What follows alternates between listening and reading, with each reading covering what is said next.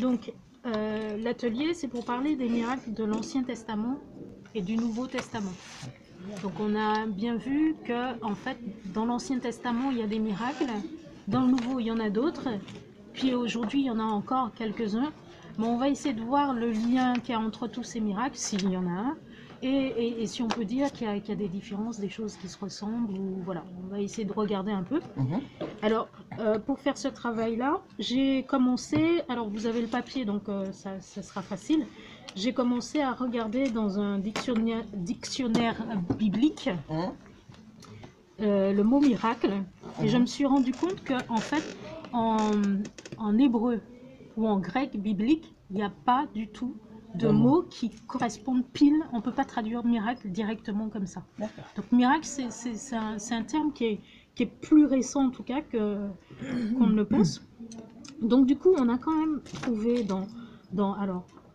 des mots qui traduisent des phénomènes extraordinaires. Donc on a le mot signe. Alors, ceux qui aiment l'hébreu, c'est hot, ou le grec. Je vous ai mis les termes hébreux ou grecs. On a aussi ces phénomènes extraordinaires qui sont présentés comme des prodiges. Alors c'est le mot mophet, et souvent signes et prodiges sont associés dans la Bible. Mais il arrive que prodige soit présenté tout seul, et à ce moment-là, prodige veut plutôt dire, alors c'est mophet, veut plutôt dire présage. Présage. Présage. Présage. Présage, oui. Donc vous l'avez en Isaïe 8. Comme ça, je vous ai laissé ce document, ça vous permettra de vous amuser à chercher les petites références bibliques. Voilà. On trouve aussi le terme de merveille, faire des merveilles, action redoutable, exploit, œuvre. Tout ça, ce sont des termes qui tournent autour de cette notion qu'on a aujourd'hui de miracle. Donc, en voyant ça, je me suis dit que ce serait intéressant de redéfinir le mot miracle. Parce que finalement, qu'est-ce qu'un miracle? Est-ce que c'est un prodige? Est-ce que c'est une merveille, quelque chose de merveilleux? Est-ce que c'est un signe? Comment on peut définir vraiment le mot miracle? C'est-à-dire tous ces mots redoutables, exploit et œuvre, tout ça, ça veut dire presque miracle. Ça englobe. Ça rentre dans le... C'est la famille du miracle, on peut dire. Ça vient dans la famille. C'est pas comme ça, il faudrait le prendre, c'est dans l'autre sens, c'est-à-dire que c'est les mots qu'on a trouvés dans la Bible qui correspondent plus à ce qu'on appelle miracle aujourd'hui. Et donc dans la Bible, on exprime qu'il y a des choses merveilleuses, mais on les exprime avec des termes précis et qui ne correspondent pas exactement au mot miracle, mais qui ont quelque chose du miracle. Donc du coup, je me suis lancée audacieusement dans la définition du mot miracle. Et il semblerait que la définition qu'on ait aujourd'hui nous vienne sûrement de saint Thomas. On dit souvent un miracle. Un miracle, c'est un fait qui se produit en dehors des choses naturelles, qui n'est pas de l'ordre du naturel. Et voilà. Donc saint Thomas, lui dit un fait qui est un miracle s'il se produit en dehors de l'ordre de toute nature créée. Donc la nature, elle est faite d'une certaine manière avec des lois, et puis un miracle, ça vient bousculer tout ça. En général, on a ça en tête pour la notion de miracle. Donc, ça veut dire que tout phénomène extraordinaire, on risque de l'appeler miracle. Or, le problème de cette définition, elle a une limite, c'est que elle sera limitée par notre connaissance même de la nature, de ce qui est de l'ordre de la possibilité, des possibilités de la nature, des lois de la nature. C'est-à-dire, je prends un exemple bête, aujourd'hui on sait très bien définir ce qu'est une éclipse solaire. Voilà, il fait noir. Mais à une époque, on ne pouvait pas scientifiquement l'expliquer, on n'avait pas encore cette notion. Quoique l'astronomie est quand même ancienne, mais donc ça pouvait paraître comme un phénomène extraordinaire, aujourd'hui on peut dire. Et donc la limite de cette définition, tout fait qui extraordinaire, qui bouleverse la nature, il y a cette limite-là quand même, la limite de notre connaissance. Donc ça voudrait dire qu'un miracle à une époque n'est plus miracle aujourd'hui. L'autre l'autre élément qui est la limite, c'est que tout fait extraordinaire ne vient pas spécialement de Dieu. En tout cas, dans l'Ancien Testament, ne vient pas spécialement du Dieu d'Israël. Ou tout fait extraordinaire, anormal, n'est pas forcément le fait de quelque chose qui est de l'ordre d'un esprit ou du divin ou de quoi que ce soit. Il y a des phénomènes qui sont inexpliqués aujourd'hui, mais qui ne sont pas le fruit d'un miracle. Je sais pas, je raconte n'importe quoi, mais deux amis traversent une rue, il y en a un qui est aveugle, quand il traverse, l'autre il se met à voir. C'est pas le fruit d'une prière, c'est pas le fruit d'une intention, c'est voilà. Ça, Là, c'est un on va miracle. dire, Spontané. on va dire que C'est un miracle. je suis pas sûre qu'on puisse parler de miracle. On parle d'une On va guérison dire- spontanée de Spontané, la c'est cécité. spontané. Une guérison spontanée, je parle pas de faits, je parle pas de faits que je sais qui existent, hein. Je parle d'un fait comme ça, un exemple que j'ai pris un peu au hasard. Mais ce que je veux dire, c'est que dans ce cas que j'ai pris, qui Les deux aveugles. qui- ouais. voilà, il n'y a pas de prière derrière, il n'y a pas une demande qui est faite, mais ils se retrouvent guéris. Donc il peut y avoir des phénomènes inexpliqués, mais qu'on ne peut pas encore appeler miracle. Vous voyez un peu ce que je veux dire, j'ai du mal à m'expliquer. Donc, il y a, donc, en partant de cette définition de saint Thomas, on se dit qu'il y a quand même quelque chose qu'il faut réajuster. Et puis, saint Thomas cite souvent saint Augustin. Et lui, saint Augustin, il dit autre chose qui nuance un peu ce propos. Il dit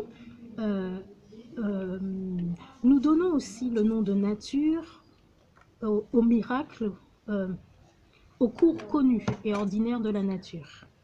Et quand Dieu agit contre ce cours connu, nous appelons ces actions miracles ou prodiges.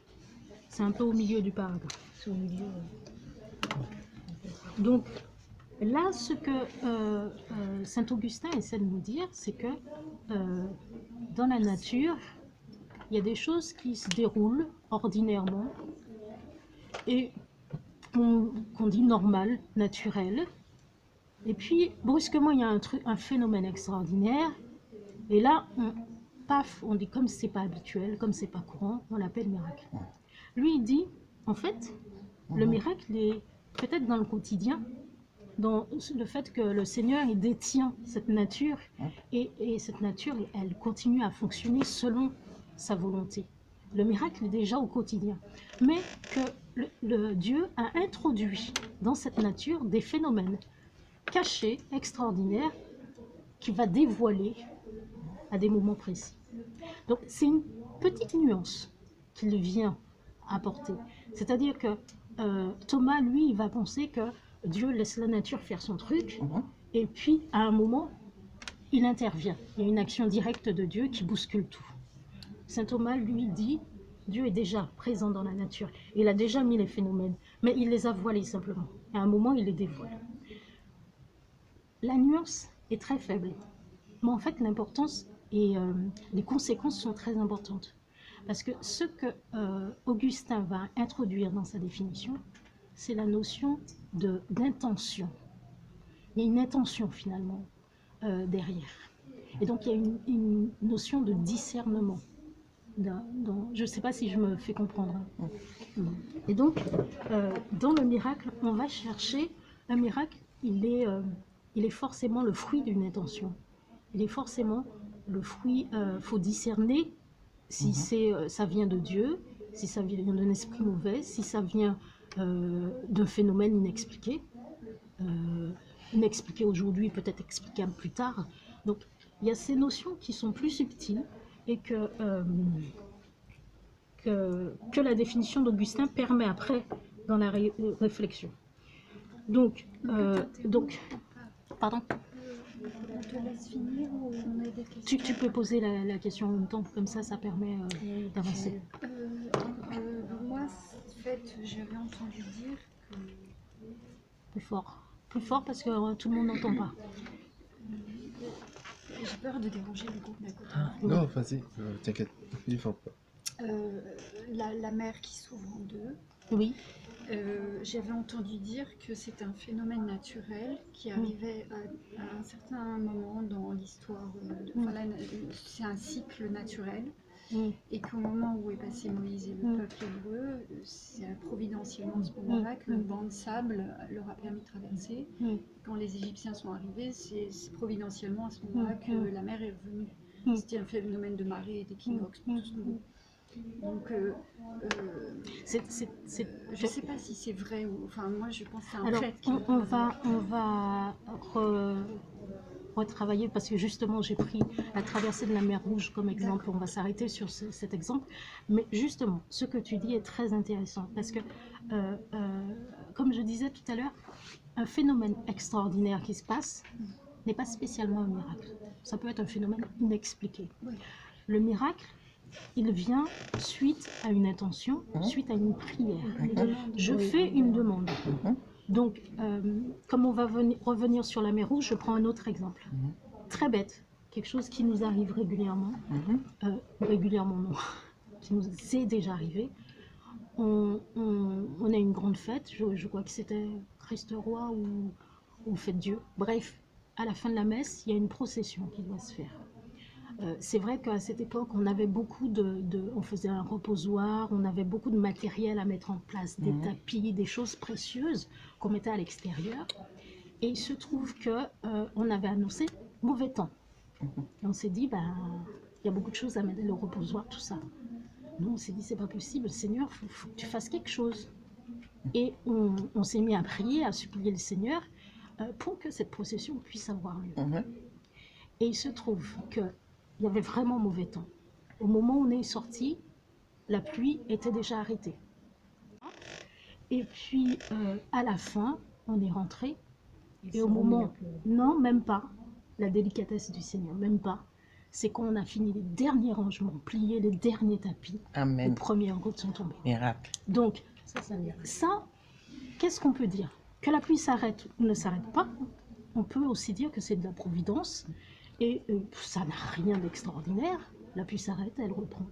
Voilà. Sauf que ça s'est passé coïncidence avec une prière, une demande, un fait. Voilà. Donc, vous voyez, la notion de miracle, elle devient plus fine que simplement un phénomène extraordinaire. Vous comprenez? Donc, quand on demande des prières pour les malades, quelqu'un qu'on a condamné, et après, elle a eu sa guérison, ça, c'est un miracle. On peut dire que c'est un miracle, sauf si forcément, je sais pas, si c'est une grippe et qu'on sait que de toute façon en 3 semaines la personne est guérie, voilà. Donc, on dit des grosses maladies. Il y a un discernement à faire de toute façon. Il y a un discernement à faire, mais là, ce qu'on essaie de dire, c'est que le miracle, c'est pas forcément un phénomène extraordinaire, ça peut l'être, mais il faut en plus qu'il y ait une intention et qu'il y ait une prière qui accompagne. Voyez. Donc c'est comme ça qu'on va... Donc il n'y aurait pas de miracle sans demande de la part des humains. C'est pas qu'il n'y a pas de miracle sans demande de la part des humains, parce que là tu pointes un autre cas. Il y a des miracles sans demande, mais c'est des cas exceptionnels, enfin c'est des cas rares où on voit, pour le coup, il y a une intention de Dieu derrière. Il y a toujours, l'intention elle est en quelque part.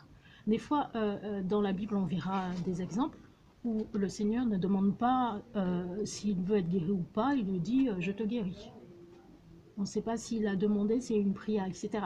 Mais derrière, il y a une intention. Dieu utilise, pas très beau, mais Dieu permet ce miracle pour convertir d'autres, pour confronter, dévoiler des cœurs endurcis, Il y a une intention. Le miracle, il n'est jamais... comme j'aime beaucoup les chamallows, je claque des doigts, il y a une montagne de chamallows sur la tête. Voilà, il y a une intention. D'accord? C'est bon? Donc, ma soeur, le miracle, c'est comme à peu près l'espérance, c'est ça? Parce que quand on parle de miracle, l'espérance, pour moi, c'est quand on espère. Avant de partir sur les miracles d'aujourd'hui, on va quand même rester, se cantonner sur la Bible, et on va voir la suite. Ce sera plus clair par la suite. Alors, donc, ce que je vous invite maintenant à faire, c'est à parcourir l'Ancien Testament, et puis on va pointer du doigt quelques miracles. Alors, ce qu'on voit dans l'Ancien Testament, je vous ai mis que la Bible fait mention de faits prodigieux. Mais justement, ces faits prodigieux, ils sont pas spécialement des faits prodigieux dus au Dieu d'Israël. Les Juifs de l'époque, ils étaient baignés dans un monde païen qui faisait plein de choses, de la magie, toutes sortes Et il y avait vraiment un engouement pour le merveilleux, les choses prodigieuses. Il y avait des magiciens, des sages qui étaient renommés, et c'était pas du tout l'action de Dieu. Donc, du coup, finalement, Israël a dû avancer en se distançant de manière très nette par rapport à ces pratiques. Quand on voit dans l'Ancien Testament la façon dont c'est écrit, vraiment on met de la distance vis-à-vis des pratiques païennes, et même on condamne très très fortement tout ce qui est de l'ordre de magie, comment ils appelaient les morts, ou des choses. Il y a plein de choses qui se faisaient à cette époque. Chronique 33.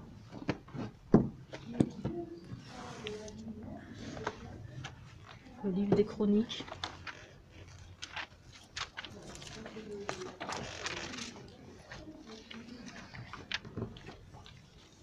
Tu as une question?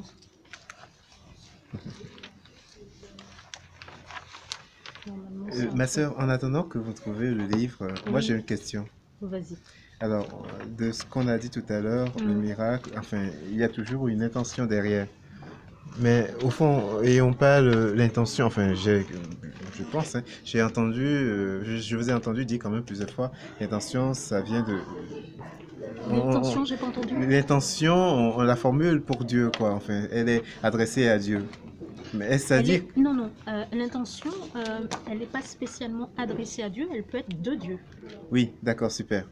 D'accord? Mais enfin, je pense savoir qu'il y a quand même des miracles que l'on peut obtenir à travers des trucs qui sont pas de Dieu, quoi. Enfin, des trucs démoniaques, etc. Enfin, Satan aussi fait des miracles, quoi. Oui. Satan aussi a le pouvoir de faire des miracles. Oui. Ses disciples peuvent faire une intention, dire, demander. Donc, je suppose que... Alors, justement, moi, spontanément, je le distingue du miracle. J'appelle ça un fait prodigieux, mais le miracle, c'est vrai que je l'attribue à Dieu. Oui. Donc, oui, c'est vrai que je le mets sous la forme positive et pas les... C'est pour ça que... parce que le terme de miracle qui est utilisé dans la Bible est vraiment attribué au phénomène prodigieux de Dieu. Oui. Du Dieu d'Israël. Donc, vraiment dans la Bible, c'est comme ça qu'on Le défi. Oui. Ok. Chronique 33. Donc, j'y arrive, Chronique 33. Je ne suis pas douée avec ma Bible, mais ça va arriver. C'est le Nouveau Testament. Non, Chronique, on est toujours dans l'Ancien Testament. Ah, d'accord. Le livre des Chroniques. Ah. On est dans l'Ancien Testament. Chronique 33, 6. Là, on est vraiment dans la partie de l'Ancien Testament. Ça vient. 33, 6. Alors, c'est lui qui fit passer ses enfants par le feu dans la vallée des fils d'Hinnon. Il pratiqua les présages, les incantations, la magie, installa des nécromants et des devins, multiplia les actions que le Seigneur regarde comme mauvaises, provoquant ainsi sa colère. Il plaça l'idole qu'il avait fait sculpter dans le temple de Dieu, etc. etc. Vous voyez, ça c'est un étalage de pas mal de pratiques qui se faisaient, mais que Dieu condamne fortement. Le Dieu d'Israël condamne fortement. Donc, en fait, quand on regarde l'Ancien Testament, il n'y a pas beaucoup de miracles. Les miracles qu'on trouve sont soit les miracles avec Moïse, le cycle de Moïse, ou bien sinon c'est les miracles d'Élie et Élisée.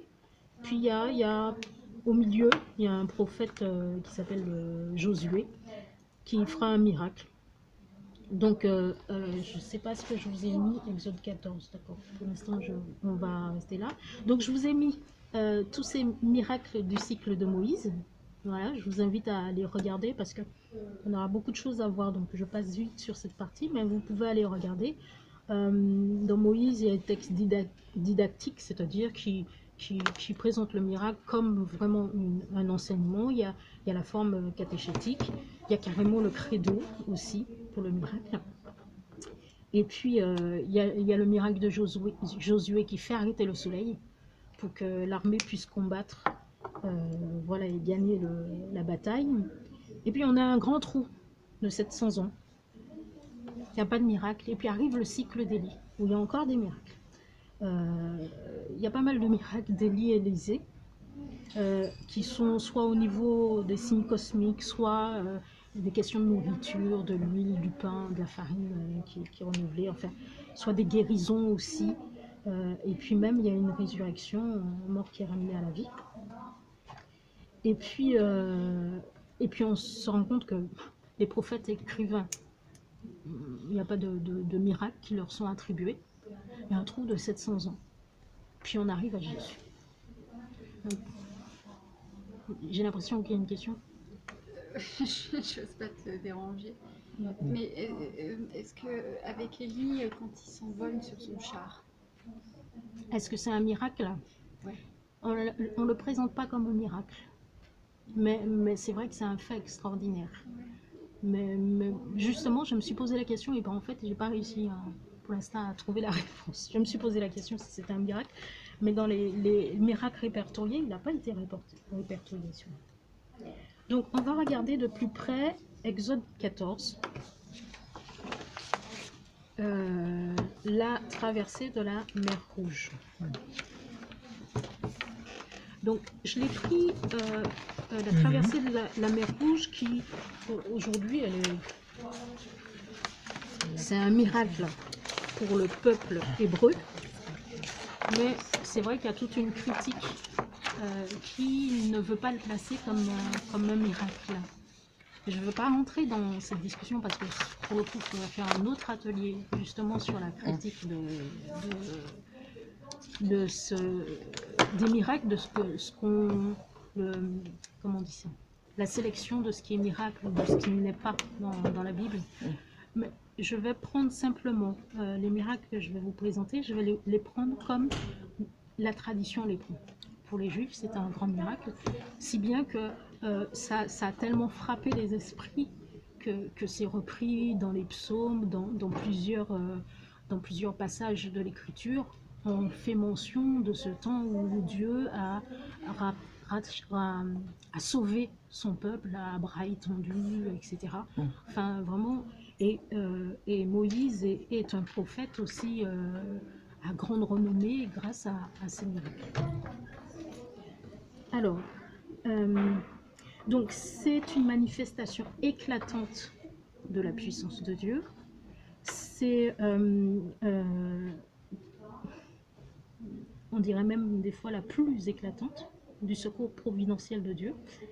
Et elle reste même aujourd'hui, l'Ancien Testament, ça a marqué le peuple d'Israël, mais aujourd'hui aussi, la traversée de la mer Rouge, elle est même symbole du salut pour les chrétiens, et on en fait mention même pour le baptême.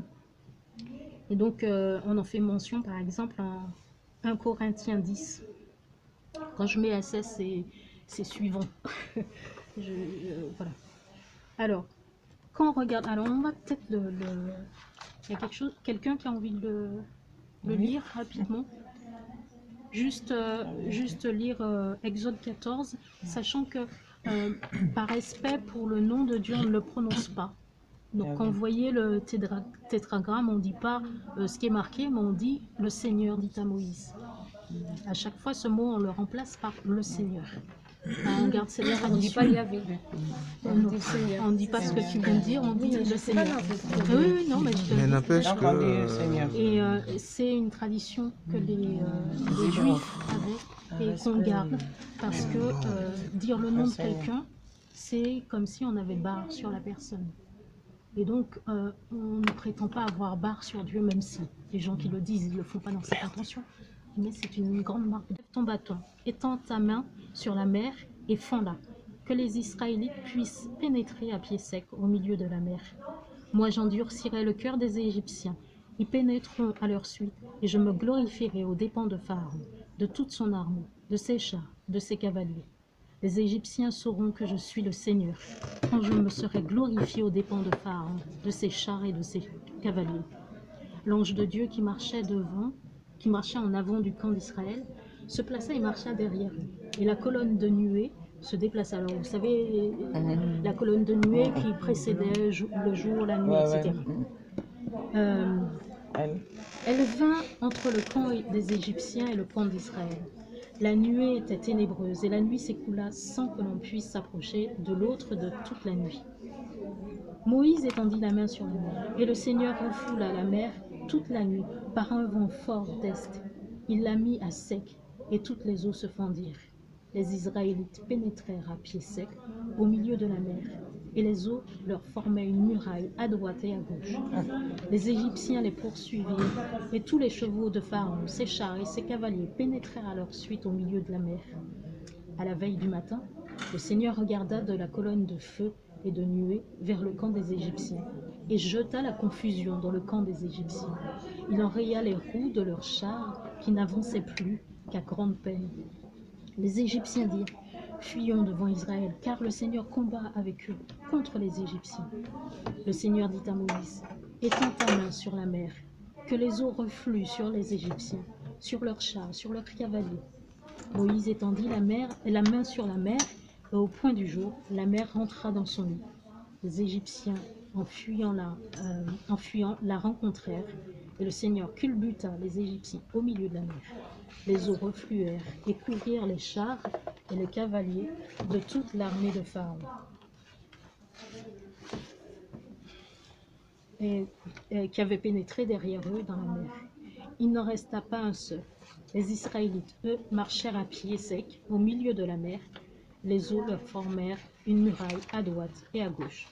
Ce jour-là, le Seigneur sauva Israël des mains des Égyptiens. Et Israël vit les Égyptiens morts au bord de la mer. Israël vit la prouesse accomplie par le Seigneur contre les Égyptiens. Le peuple craignit Dieu, il crut en Dieu et Moïse, son serviteur. Alors, ce passage qui est assez connu, on se rend compte, bien sûr, on pourrait dire effectivement c'est un phénomène naturel qui peut se produire et puis voilà, donner des explications, mais il se trouve que coïncidence, c'était juste le moment où le peuple fuyait, ben justement ça a permis. Donc à la limite, le miracle, c'est que la coïncidence se soit faite. En tout cas, le peuple hébreu garde ça comme un grand miracle et quelque chose qui a marqué les esprits et l'histoire d'Israël, qui a pu sortir vivant de cette poursuite.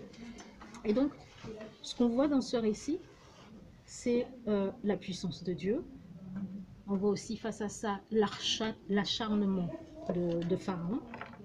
Et on voit que Dieu se met à mettre la confusion. Donc il y a déjà un premier miracle dans le miracle. Il y a quelque chose qui se passe. Dieu protège le peuple d'Israël qui veut libérer.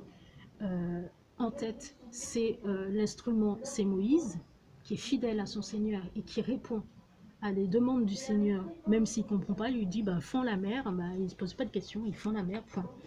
Et le Seigneur agit. La confusion est semée chez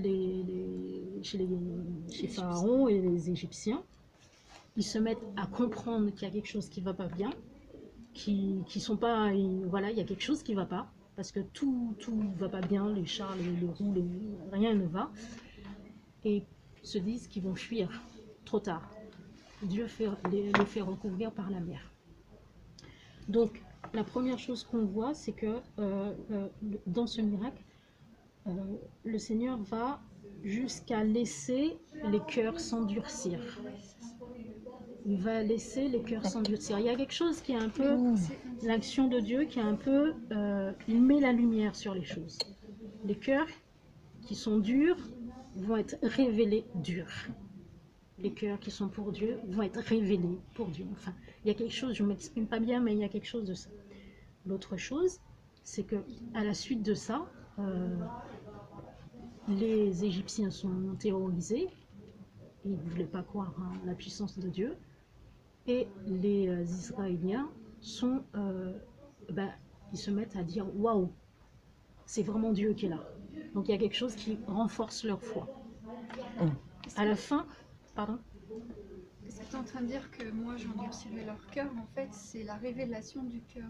Oui, c'est pas qui va mettre la haine dans leur cœur, entre guillemets, c'est il dévoile quelque chose qui existe. Et comme c'est mis à un grand jour, ça devient lumineux, enfin, lumineux ou ténébreux. Mais c'est la lumière, Dieu fait la lumière en fait. Et on verra ça très fort plus tard avec le Christ en fait. Lui, on sent, il met la clarté, et ça devient net. Ma sœur, une question. Par rapport à ce récit, la mère qui se fendit, on a dit tout à l'heure que certains pourraient considérer cela comme n'étant pas un miracle. Mais il y a quand même un truc qui frappe, c'est que il y a une partie, certains qui ont réussi à traverser le truc, et ça a été la cause de la destruction d'autres. Si c'était il y a la moitié de la mer mais si c'était un fait naturel, inexpliqué, comment comprendre que la mer ne s'est pas engloutie sur les Israélites et voilà. Parce que le Seigneur se sert de la providence, il y a un lien entre lui et son peuple. Oui, mais à ce moment-là, il faut le regarder comme un miracle. À travers cela, moi je pense, j'en viens en fait au fait que le miracle, ça ne veut pas dire que Dieu descend forcément pour faire quelque chose, mais parfois il utilise les lois de la nature pour faire des trucs extraordinaires, quoi. Oui, mais il y a une intention, de Dieu. La nature ne suit plus son cours, elle suit l'intention que Dieu a donnée à ce moment-là. Oui. D'accord? Oui. Et donc, au final, ce miracle, il va fortifier aussi, il va accréditer Moïse face au peuple. Le peuple va se mettre à suivre aussi Moïse. Et même, il va le suivre d'une manière particulière, parce que c'est quand même touchant de voir à la fin du récit, ils disent, le peuple craignit le Seigneur, il crut le Seigneur, il crut en Dieu, et il crut en Moïse, en Dieu et en Moïse. C'est comme si Moïse est pratiquement mis au même niveau que le Seigneur. Donc il y a une telle proximité entre Moïse et le Seigneur. Donc le peuple, voilà. Donc voilà ce que je dirais sur ce miracle. Il y a plein d'autres miracles. J'ai voulu aussi vous présenter un autre miracle. Alors celui de Josué. Donc Josué 10, vous l'avez directement là. Josué monta de Gigal, lui, tous les gens de guerre et toute l'élite de l'armée. Le Seigneur dit à Josué, ne les crains pas, je les ai livrés entre tes mains. Nul d'entre eux ne te résistera. Josué arriva sur eux à l'improviste, après avoir marché toute la nuit depuis Gigal. Le Seigneur les mit en déroute en présence d'Israël. Il leur infligea à Gabaon une rude défaite. Il les poursuivit même sur le chemin dans la pente de Beth-Horon et les battit jusqu'à Azekah. Or, tandis qu'ils fuyaient devant Israël à la descente de Beth-Horon, le Seigneur lança du ciel sur eux jusqu'à Azekah d'énormes grenons, et ils moururent. Il en mourut plus sous les grelons que sous le tranchant de l'épée des Israélites. C'est alors que Josué s'adressa au Seigneur, en ce jour où le Seigneur livra les Amorites aux Israélites. Josué dit en présence d'Israël, « Soleil, arrête-toi sur Gabaon, et toi lune, sur la vallée d'Ayalon. » Et le soleil s'arrêta, et la lune se tint immobile jusqu'à ce que le peuple se fût vengé de ses ennemis. Cela n'est-il pas écrit dans le livre des justes? Le soleil se tint immobile au milieu du ciel, et près d'un jour entier retarda son coucher. Il n'y a pas eu de jour pareil, ni avant, ni depuis, où le Seigneur ait obéi à la voix d'un homme. C'est que le Seigneur combattait pour Israël. Josué, et avec lui tout Israël, regagna le temps de Gigal. Voilà, je voulais vous le lire parce que je le découvrais un peu en travaillant cet atelier que Josué avait arrêté le soleil. Voilà, on voit ici l'assurance d'un prophète qui n'a pas peur de demander un tel miracle. Et puis, il est exaucé. Dieu soutient Israël et il exauce. Excuse-moi, ma soeur, je voulais vous savoir, quand tu dis le Seigneur lança du ciel sur eux des grelons. Oui. Mais jusqu'à qu'ils sont morts. Ah oui, oui, oui. Là, l'Ancien Testament, C'est-à-dire que Dieu a tué ces gens-là. Excusez-moi. Non, parce que c'est une demande qui a été Dieu faite participe contre c'est des vrai, ennemis. Dieu ne veut pas la mort, et c'est vrai qu'il n'est pas un meurtrier. Oui. Mais toujours est-il que c'est assez surprenant dans l'Ancien Testament. Dieu marche avec son peuple, c'est-à-dire au point où le peuple en est. Il suit le peuple là où il en est, et il suit son histoire. Si c'était pas dans ce sens-là, ce serait dans l'autre sens. Enfin, Dieu soutient Israël, il a choisi ce peuple, il veut le faire avancer, il a une intention. Donc c'est vrai que les morts dans l'Ancien Testament, c'est spécial parce que quand Dieu soutient Israël, ça veut dire que les autres ils périssent. Il peut les faire peur, je sais pas, les faire peur vraiment, mais pas les tuer. Voilà. Mais Enfin, ça, il y a... on va mettre mais- cette question ennemis. entre parenthèses parce qu'elle est très Les intéressante, ennemis. mais c'est quand même des ennemis du peuple Ben d'Israël. oui. Donc, D'accord. voilà. Mais le Seigneur a une façon d'agir. Ici, Et, Non, mais elle est très juste ta question. Ma Mais sœur, si on se lance dedans, on ne pourra pas D'accord. avancer. J'ai plusieurs miracles. Le Seigneur défend son peuple. Je dois vous parler de Jésus. Et si je Oui. peux pas vous parler de Jésus, Ils vont revenir. On reviendra sur la Je vais question. la poser à Père Ce Maurice. serait... voilà. Alors, justement, quelque chose qui va peut-être enrichir ta réflexion. Le miracle suivant, je vous ai mis Miracle ici, deux hein. rois. Le roi 2, 19, 25. Alors, il faut sauter parce que je n'ai pas mis dans l'ordre. Le récit de deux miracles qui sont côte à côte. 2 rois 2, 19. 2 rois 2, 19. Ah, ici. 17. Les eaux de Jéricho. Voilà. C'est au dos de la page. Ah, ça y est, c'est les textes, ils sont au dos. Je vous ai mis, on va passer rapidement dessus parce que on a plein d'autres choses derrière à voir. Mais les eaux de Jéricho et les petits garçons de Bethel. Alors, rapidement, Élisée arrive dans un village. Les eaux sont empoisonnées, elles sont malsaines. Les habitants souffrent d'avortement, on nous dit. Et Élisée arrive. Et il fait un miracle, il met du sel dans l'eau, et l'eau est purifiée et assainie. Et juste après, on sent que c'est le même ensemble littéraire. On met un petit récit, des petits garçons qui voient Élisée passer, et ils se mettent à se moquer de lui, à l'appeler tondu, comment il appelle, monte tondu, voilà. Apparemment, ça n'a pas plu à Élisée, qui les maudit, et ses enfants meurent, ces jeunes garçons meurent. On nous dit qu'il y a 42 enfants qui sous les dents de deux ours. Donc, on voit ce pouvoir divin du prophète qui à la fois peut faire le bien et faire le mal. Mais ça rejoint ta question, mais on va l'éclaircir plus tard. D'accord? Je vais passer quand même, parce que sinon on ne va pas avoir le Nouveau Testament, ce serait dommage. Et globalement, ce qu'on voit, c'est que dans l'Ancien Testament, les miracles vont accréditer la puissance du prophète, l'autorité du prophète. Ils vont aussi montrer la puissance de Dieu, mais vont aussi montrer la compassion de Dieu pour les pauvres. Je ne vous ai pas fait le miracle, je vous laisserai lire le miracle d'Élisée en 2 Rois 4. Je vous l'ai mis, donc c'est juste avant celui que je viens de vous lire, 2 Rois 4. Et cette pauvre veuve qui n'avait plus de quoi manger et qui avait ses 2 enfants qui allaient être livrés à l'esclavage, récupérés à l'esclavage parce que le mari était mort et il y avait une histoire de sous et comme elle pouvait pas payer, on allait prendre les enfants comme esclaves. Et donc lui, il arrive et il fait un miracle, il y a abondance d'huile et elle peut vendre l'huile pour avoir l'argent, payer, etc.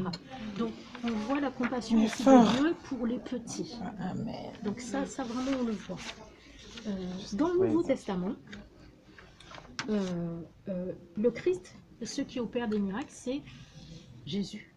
Et puis ensuite, il y a les disciples à sa suite qui vont opérer des miracles. On se rend compte que ces miracles restent quand même dans la continuité de l'Ancien Testament parce qu'ils reprennent simplement les mêmes schémas, soit des histoires de nourriture, de pain, soit des guérisons. on retrouve les mêmes schémas. On retrouve aussi des choses, des prophéties qui sont annoncées déjà dans l'Ancien Testament, qu'on retrouve dans le Nouveau Testament. Mais pourtant, Jésus apporte quelque chose de nouveau.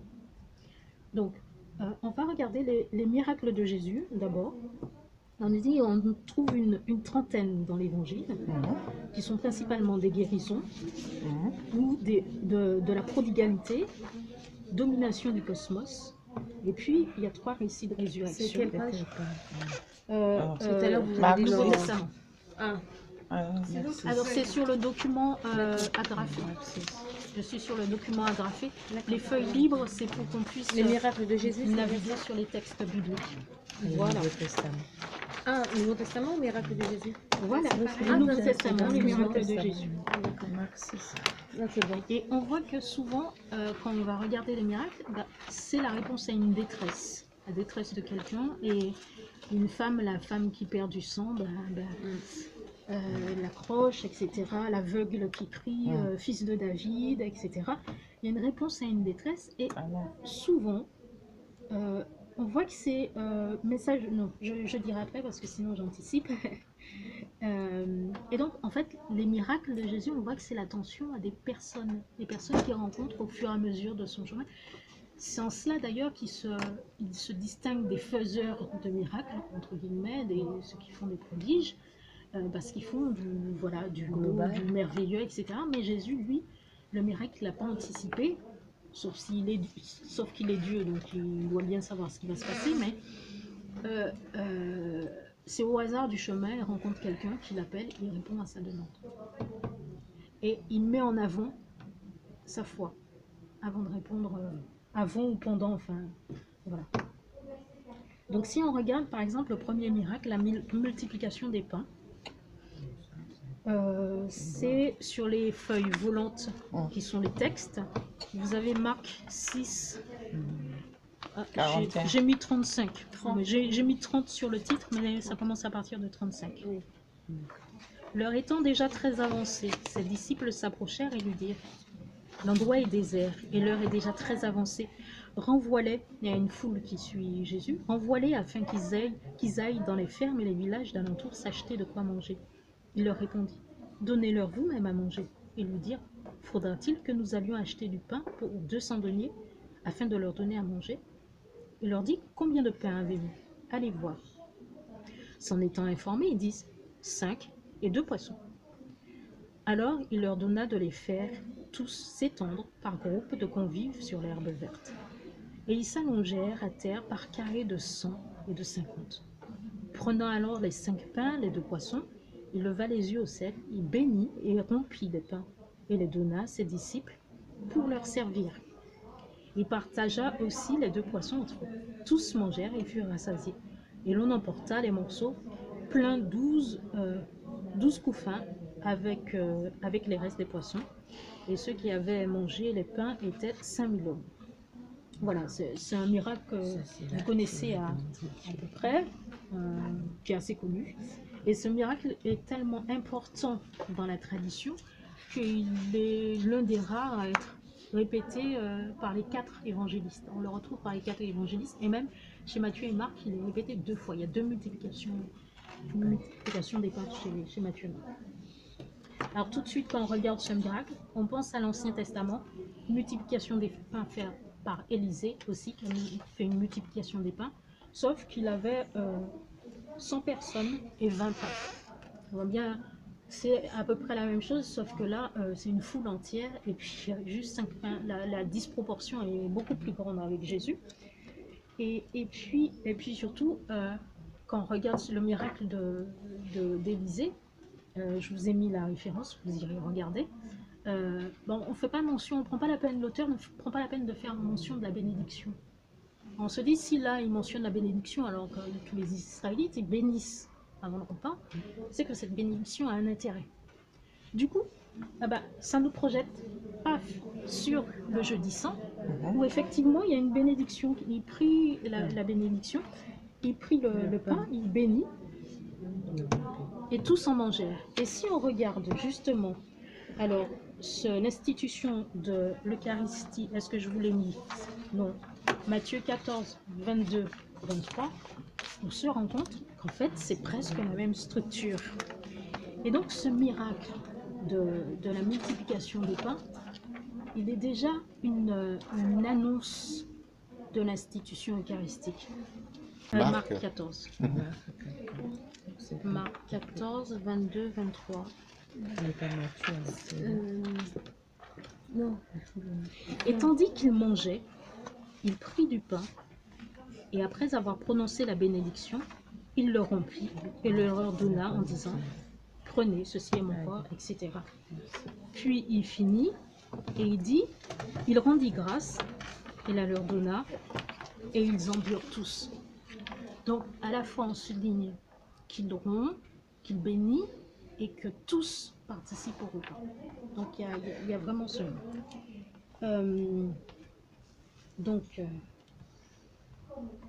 L'autre élément de ce miracle qui est important, c'est la dimension messianique de ce miracle.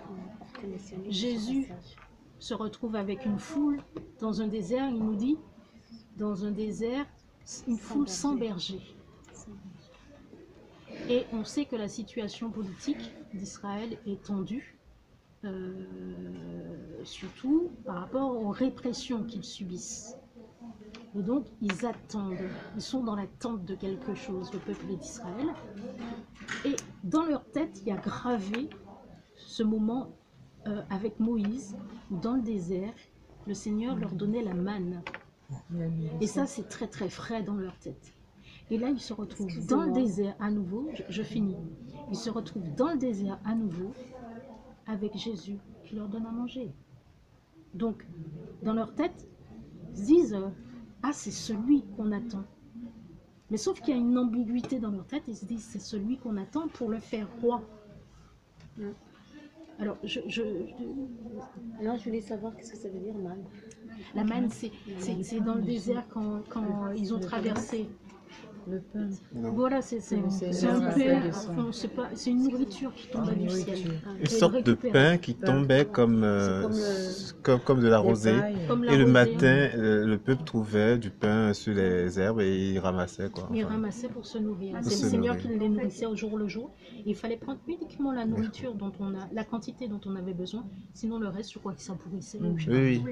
Et si on en prenait trop, on pouvait pas Sauf garder. le week-end, sauf un jour où ils étaient autorisés à prendre deux. Voilà. Comme le dimanche Et alors. donc, cet épisode est très frais dans la tête des Hébreux et ils se retrouvent dans le désert avec Jésus qui leur donne la nourriture. Donc ils n'ont qu'une envie, c'est de se saisir. Pardon ? Faire confiance aussi. Oui. Ils n'ont qu'une envie, c'est de se saisir de Jésus pour en faire leur roi. Parce qu'ils ont bien compris qu'il y a quelque chose qui se passe. Et il s'est Sauf que, donné de la nourriture. Vous quoi. voyez la réaction de Jésus ? Sa réaction, Il s'est défilé. c'est... Non, en premier. Parce que d'abord, il y a un petit détail que je ne sais pas si vous avez noté. Le pain, il donne le pain aux disciples. Et c'est déjà posé un peu. C'est le disciple qui va donner le pain. C'est la disciple qui donne. Ensuite, à la fin, il prend ses apôtres, leur dit, allez-vous-en, mais avec autorité. Il leur dit, vous partez. Et moi, je renvoie la foule.